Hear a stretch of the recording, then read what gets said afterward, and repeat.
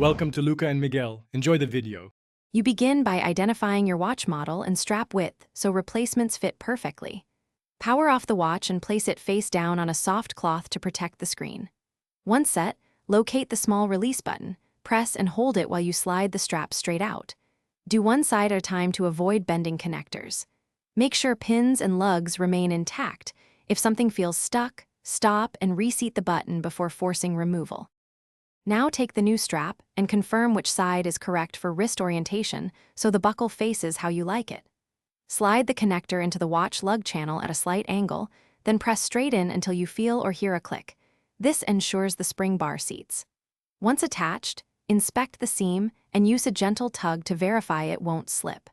If alignment seems off, release and reinsert while watching the notch engage to prevent digging or with straps attached. Fasten the clasp and adjust length using the designated holes or remove links if the band is metal.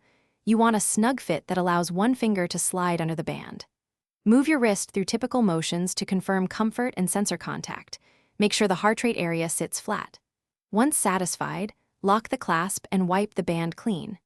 If the strap won't latch, first inspect the connector for debris or wrong orientation. Cleaning the channel and reinserting usually fixes it. Thanks for watching and please subscribe. It's the best investment you'll ever make.